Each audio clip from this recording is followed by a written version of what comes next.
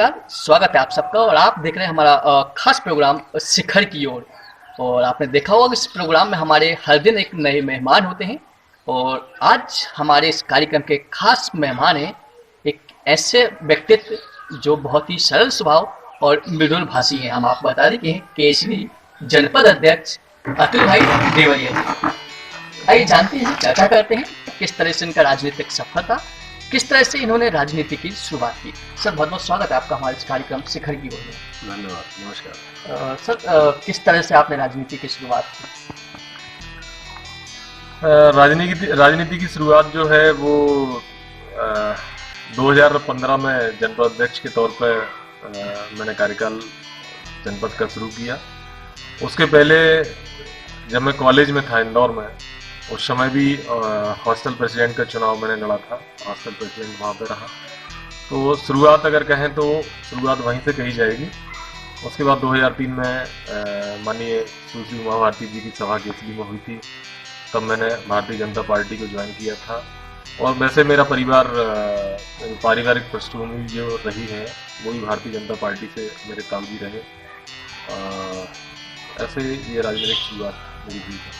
केसरी जनपद अध्यक्ष रहे हैं, तो ऐसे कौन कौन से विकास कार्य हैं जो आपने इस पद पर रहते हुए किए हैं? देखिए, विकास को लेकर मेरा मानना ऐसा है कि आदमी से जुड़े हुए हर एक पहलू का विकास, उसके जीवन से जुड़े हुए हर एक पहलू का विकास होना चाहिए। शिक्षा से लेकर स्वास्थ्य से लेकर स्वच्छता से लेकर हर एक पहलू का विकास आदमी को जो उसकी मूलभूत आवश्यकताएं होती हैं, रोटी कपड़ा मकान, इसके लिए तो सरकारें आज़ादी के बाद से ही काम कर रही हैं।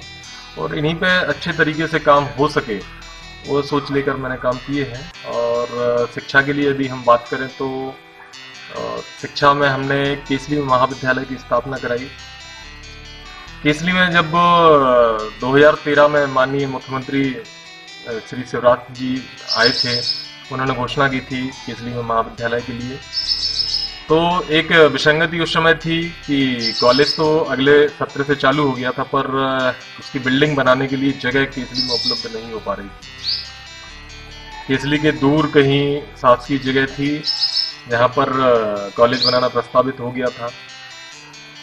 तो एक और समस्या थी हमारे क्षेत्र में, मतलब जो लड़के छात्र जो कहना चाहिए, वो पढ़ने के लिए बाहर चले जाते थे, पर छात्राएं उनके जो पेरेंट्स हैं वो चाहते थे कि लोकल में ही उनको पढ़ाया जाए। तो उनके लिए बड़ी दिक्कत थी अगर केसरी से दूर कहीं कॉलेज बनता। उस समय मैंने अपनी निजी 7.5 एकड़ जमीन को दान करके केसरी में कॉलेज की स्थापना कराई, जो कि आज कंप्लीट हो गया है और संचालित भी होने लगा है उस जगह पे। दूसरा बड़ा काम जो कहें तो एक सिविल कोर्ट की स्थापना का काम है, जो काफ़ी लंबे समय से हमारे क्षेत्र की मांग थी, पर वो हो नहीं पा रहा था जगह के अभाव में। बार बार जो हमारे यहाँ से प्रतिवेदन जाता था जजेस का, वो निरस्त हो जाता था। 2019 में जब ये दोबारा हमारे द्वारा पहल की गई, जजेस की कमेटी दोबारा आई और उनको मैंने जनपद की एक बिल्डिंग कोर्ट के लिए दी, और वो जब हम उनको दिखाई, वो प्रतिवेदन जो है वो पॉजिटिव गया और माननीय हाई कोर्ट द्वारा सिविल कोर्ट की स्वीकृति यहाँ पे दी गई, जो आज संचालित हो चुका है। तीसरा, हमने रोजगार के लिए एक बड़ा काम किया है। एक बहुत बड़ा मार्केट केसरी के बाजार परिसर में जनपद की जगह में जनपद के द्वारा तैयार कराया है। करीब 134 उसमें दुकानों का निर्माण किया गया है और लगभग वो बन के तैयार भी हो चुकी है। कुछ ही समय में वहाँ पे दुकानें चालू हो जाएंगी और 134 लोग या 134 परिवार का है, हम उनको रोजगार का एक साधन उपलब्ध होगा। तो ये कुछ बड़े काम जो थे मैंने आपको बताया। आपने शिक्षा बता दिया है, रोजगार भी आपने बता दिया है, तो फिर स्वास्थ्य के क्षेत्र में आपने क्या किया? स्वास्थ्य भी एक समाज के विकास का एक महत्वपूर्ण अंग है। स्वास्थ्य पे भी हमारा विशेष ध्यान है और आगामी जो हमारी कार्य योजना है, ये मैं अपनी व्यक्तिगत बोल रहा हूँ।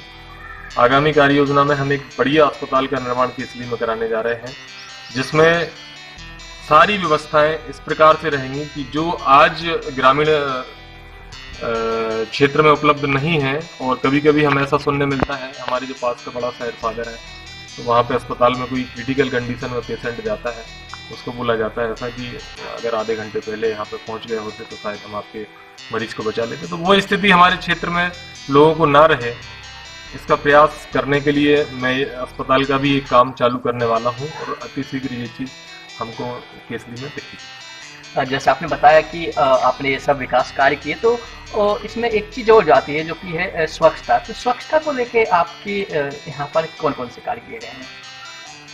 स्वच्छता एक बड़ा महत्वपूर्ण विषय है और हमारे माननीय प्रधानमंत्री जी का जो मूल सोच रही है, वो जब से प्रधानमंत्री पद पर आसीन है उन्होंने स्वच्छता के क्षेत्र में काफ़ी अच्छे कदम उठाए हैं। स्वच्छ भारत का जो उन्होंने सपना देखा है, उसी में मैंने व्यक्तिगत तौर पर मैं कहूँ तो मैंने लगभग 6 से 8 महीने लगातार केसली में निकल कर सुबह 6 बजे से 10 बजे तक केसली को स्वच्छ बनाने का काम किया था। और जो नालियाँ 20 साल से 20-25 साल से कभी साफ़ नहीं हुई थी, उनको मैंने साफ़ किया, साफ़ कराया।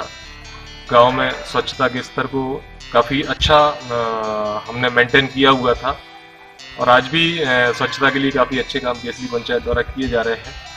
एक कार्य योजना हमने जनपद स्तर पर तैयार की है जो करीब 70 लाख रुपए की है और उसको तैयार करके हमने अनुमोदन हेतु जिला प्रशासन के समक्ष भेजा है।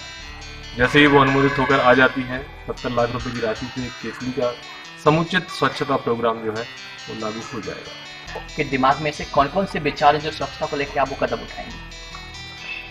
उसमें हमने कचरा निष्पादन की जो व्यवस्था है उसका एक विस्तृत कार्यक्रम तैयार किया है। हर एक वार्ड में डस्टबिन का रखा जाना, उसको व्यवस्थित तौर पर कचरा को उठाया जाना, उसको एक अपनी गांव के बाहर एक जगह चयन कर ली गई है, उस जगह पे ले जाकर उसको डंप करना, उसको डिस्पोजल करना।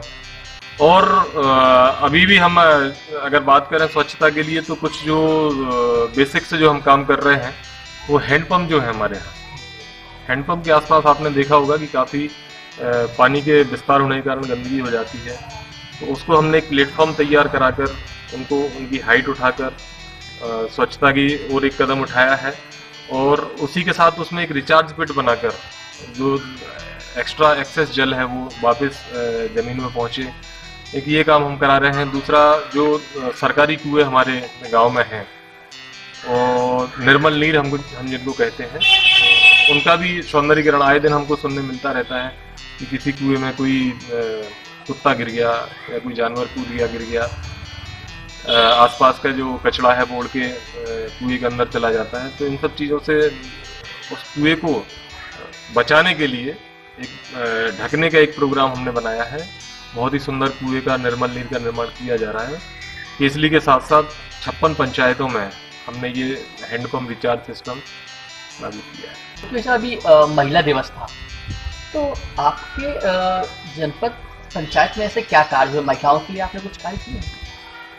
देखिए, महिला दिवस पे तो जो हमारे यहाँ की महिलाएं हैं उनको स्व सहायता समूहों से जोड़कर सरकार के द्वारा जो आजीविका मिशन का काम कराया जा रहा है, तो हमारा केसली ब्लॉक तो भी सम्मानित हुआ है। माननीय मुख्यमंत्री जी ने महिला दिवस पर वीडियो कॉन्फ्रेंसिंग के जरिए महिलाओं के काम को प्रोत्साहन किया है। आजीविका मिशन के द्वारा जो है काफ़ी अच्छा काम महिलाओं के लिए किया जा रहा है। और व्यक्तिगत हमारे जनपद की हम बात करते हैं तो अभी हमने एक नया नवाचार किया है जो शायद बहुत कम जगह पे आपको देखने को मिलेगा कि महिलाओं से जुड़ा हुआ एक विषय सैनिटरी पैड। कभी कोई ऐसी समस्या इमरजेंसी में कभी महिलाओं को आती है तो उसके लिए हमने 3 स्थान चयन करके, एक हमारा सामुदायिक स्वास्थ्य केंद्र, दूसरा हमारे यहाँ का महाविद्यालय और तीसरा आंगनवाड़ी है। और एक और लगाने का प्रोग्राम है, अभी लग नहीं पाया, 3 लगे हुए हैं। सैनिटरी पैड डिस्पेंसर मशीन लगाई है हमने। और इसके बाद जो अगला है उसमें उसको डिस्पोजल मशीन भी हम वहाँ पे लगाने वाले हैं कि वो गंदगी को जो है वो डिस्पोज भी करेगा। और एक सैनिटरी पैड डिस्पेंसर भी लगाया है। तो ये एक विषय महिलाओं से संबंधित हमने अभी शुरुआत की है। अपना भारत देश जो है ये कृषि प्रधान देश है, तो आपने किसानों के लिए कुछ किया? देखिए, किसानों की पहली आवश्यकता होती है पानी, और हमारा क्षेत्र जो है ये पानी के मामले में पहले काफ़ी पिछड़ा हुआ था। पर माननीय मुख्यमंत्री जी के प्रयासों से दो बड़े बड़े बांध हमको मिल चुके। एक सोनपुर बांध है, एक सूरजपुरा बांध है, और उनकी नहरें भी अब लगभग चालू होने की स्थिति में है। पर इसके अलावा भी बहुत बड़ा क्षेत्र, एक बहुत बड़ा एरिया बचा हुआ था जहाँ पर पानी की समस्याएं अभी भी है, जो कि थोड़ा नहरों के हिसाब से थोड़ा ऊंचाई पे होने के कारण वहाँ पे पानी की दिक्कत चल रही थी। तो मुख्यमंत्री जी की मंशानुसार जो जल की खेती, वो जो अपने हर एक जल से संबंधित कार्यक्रम में बोलते हैं कि जल की खेती करना है, उसको लेकर हमने एक जलाभिषेक कार्यक्रम के अंतर्गत बहुत सी पंचायतों में, और मैं तो कहूँगा लगभग सारी पंचायतों में, हमने तालाबों का निर्माण कराया है। नाम गिनाने बैठे तो काफ़ी समय लगेगा, पर बताऊँ आपको, मरामांदो, जनकपुर, खटोला, यहाँ पर जल से संबंधित, जल संरक्षण से संबंधित बहुत ही अच्छे कार्य किए गए हैं, जिसको राष्ट्रीय स्तर तक सराहना मिली है। और मरामांदो पंचायत को तो जल शक्ति मंत्रालय द्वारा उत्कृष्ट कार्य के लिए सम्मानित भी किया गया, और स्वच्छता के लिए भी पूर्व में इसको सम्मानित किया जा चुका है। तो जल संरक्षण के मामले में केसली जनपद का मैं कह सकता हूँ कि काफ़ी अच्छा काम किया गया है। साहब, केसली जो जनपद है ये काफ़ी, अब मैं देखता हुआ आया हूँ, काफ़ी अच्छी जनपद पंचायत है। यहाँ पर तमाम प्रकार के वृक्ष लगे हुए, तो आपने क्या बरसात में कुछ वृक्षारोपण के संबंध में कुछ कार्य करते हैं आप लोग? ये तो एक सतत प्रक्रिया है जो बरसात के टाइम पे हम हर साल किया करते हैं। और केसली के अंदर, और मैं प्रॉपर केसली की बात अगर करूँ, आपको बताऊँ तो करीब 850 वृक्षों को मैंने रोपित किया है, पौधारोपण उनका किया है, और करीब 90% उनमें से जो वृक्ष हैं, पौधे हैं, वो पनप चुके हैं और जीवित हैं। और बाकी तो पूरे जनपद की अगर बात करें तो शासकीय स्तर पे भी एक व्यापक कार्यक्रम जो है इसका चलाया जाता है। तो वृक्षारोपण के लिए विशेष हमारे तरफ से प्राथमिकता से कार्य कराया जाता है। आपकी जनपद पंचायत में ऐसे कौन कौन से महत्वपूर्ण कार्य हैं जो आपने करवाए हैं? जनपद के महत्वपूर्ण कार्यों में तो सर्वप्रथम शिक्षा के क्षेत्र में महाविद्यालय की स्थापना कराना, और उस महाविद्यालय की स्थापना में मैंने निजी अपनी 7.5 एकड़ जमीन शासन को दान देकर उसका निर्माण कराया है, और वो शुरू हो चुका है। दूसरा बड़ा काम यदि कहा जाए तो कोर्ट, सिविल कोर्ट की स्थापना काफ़ी लंबे समय से क्षेत्र की मांग रही थी, और कई कारणों से वो नहीं हो पा रहा था। इसलिए में जगह की अनुपलब्धता के कारण भी वो नहीं हो पा रहा था सिविल कोर्ट हमारे यहाँ। पर 2019 में हमने उसको जनपद की बिल्डिंग देकर उसको शुरू कराया, और आज वो संचालित हो रहा है। इसलिए अभी हम एक पार्क निर्माण का कार्य प्रारंभ कर चुके हैं, और एक पार्क निर्माण कराना प्रस्तावित है। और जो पार्क का हम निर्माण करा रहे हैं वो हमारे क्षेत्र की शान रहा डॉक्टर शुभम उपाध्याय, जो आप लोगों को शायद जानकारी हो कि कोरोना से लड़ते लड़ते जिन्होंने अपनी जान गंवाई, लोगों की सेवा करते करते हमारे क्षेत्र की वो शान रहे, उसके नाम पर हमने उस पार्क का नामकरण किया है। और विगत दिनों हमारे श्रीमान कलेक्टर महोदय द्वारा हमने उस पार्क का भूमि पूजन भी कराया है। उसका कार्य बड़ी तेजी से पूर्ण किया जा रहा है। आपके जनपद पंचायत में से और कौन से कार्य हैं जिसको आप मानते हैं कि आपको एक बड़ी उपलब्धि हासिल हुई है, आपने वो कार्य किए? देखिए, मुख्य कार्यों के अलावा तो जैसे हमारे बस स्टैंड परिसर पर एक बड़ी समस्या थी, जो अभी तक कभी इस चीज़ पर लोगों का ध्यान नहीं गया, सुलभ कॉम्प्लेक्स ना होना। तो हमने अभी एक बड़ा ही सुंदर, बड़ा भव्य सुलभ कॉम्प्लेक्स का निर्माण कराया है। केसली का पशु बाजार, जो कि मध्य प्रदेश में फेमस पशु बाजार है, वहाँ पर भी शौचालय की कोई व्यवस्था नहीं थी, तो हमने वहाँ पर एक पब्लिक टॉयलेट बनाया है। थाना परिसर में हमने, जहाँ पर लोगों का ज़्यादा आवागमन होता है, वहाँ पर एक पब्लिक टॉयलेट बनाया है। एक और पब्लिक टॉयलेट जनपद पंचायत के पास हमने अभी तैयार कराया है। और कुछ छोटे पर महत्वपूर्ण कार्य भी ऐसे हैं कि तहसील परिसर में, सामुदायिक स्वास्थ्य केंद्र में और कुछ स्कूलों में हमने आरओ, शुद्ध पेयजल की व्यवस्था हेतु आरओ और वाटर कूलर की भी व्यवस्था हमने करवाई। अच्छा, अगर आपको आगामी मौका मिलता है तो ऐसे कौन कौन से कार्य हैं जो आप सबसे प्राथमिकता से सबसे पहले करेंगे? देखिए, मन में एक सोच है कि हमें जो बाकी बचा हुआ हमारे क्षेत्र का रकबा है, क्योंकि मुख्यतः यहाँ पे किसानी का काम होता है, किसान हमारे यहाँ सबसे ज़्यादा है। तो जो लोग वंचित किसान हैं, जहाँ पर नहरों के माध्यम से पानी नहीं पहुँच पा रहा है, वहाँ तक प्रयास रहेगा कि उनको नहरों के माध्यम से पानी उपलब्ध करा सकूँ। और दूसरा, विकास का कनेक्टिविटी से बड़ा सरोकार रहता है।